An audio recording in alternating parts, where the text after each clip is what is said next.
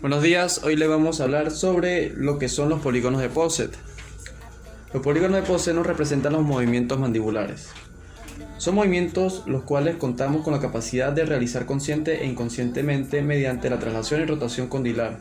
Cabe resaltar que no hay movimiento puramente de traslación, siempre se llevará conjugado con el de rotación, recibiendo el nombre de rototraslación. Todo esto en conjunto con una serie de guías protectoras, que son las que estamos conversando en este momento.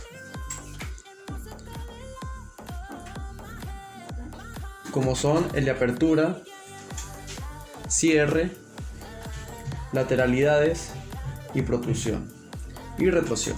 A su vez también encontramos el diagrama de Poset, que le vamos a representar gráficamente, tridimensionalmente, donde se describen los movimientos mandibulares o bordeantes desde una vista sagital, desde una vista frontal y desde una vista horizontal.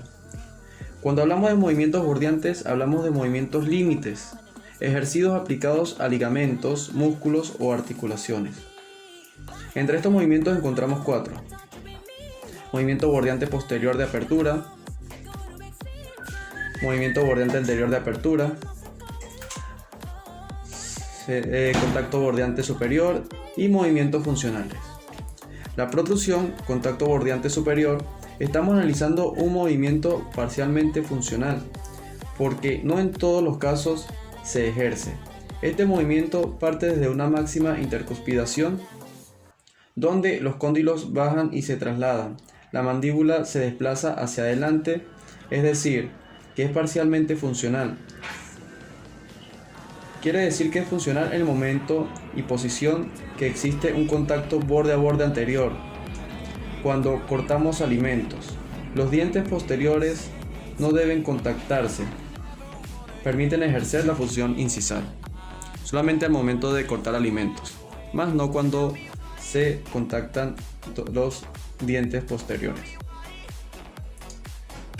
La retrusión hablan de movimientos mandibulares cuando no es funcional de ninguna manera.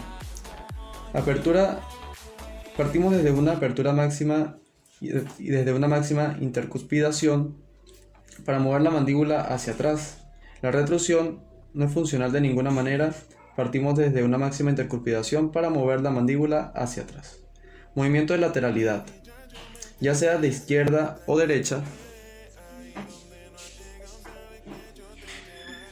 son movimientos que tenemos posiciones condilares constantes, pero hasta cierto punto, irregulares, se van a mover de manera distinta entre el cóndilo y cóndilo dentro de la cavidad glenoidea.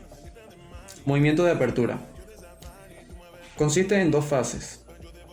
Una fase es la apertura inicial, que se traduce desde una apertura de 20 a 25 milímetros. Y luego viene la fase 2, o apertura máxima,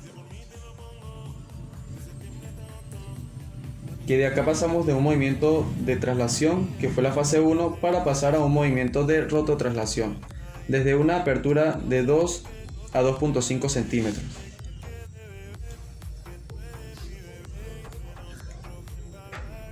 Acá es importante la perfecta adaptación del cóndilo para ejercer los movimientos adecuadamente. Entran en función los ligamentos laterales y posteriores de la articulación al realizar esta fase. El movimiento de cierre sería lo mismo, pero a la inversa. Bueno, ya por acá entonces ya representaríamos lo que es el diagrama de Poset, donde ya nos representa lo que es la apertura y cierre desde un movimiento, desde un ángulo frontal,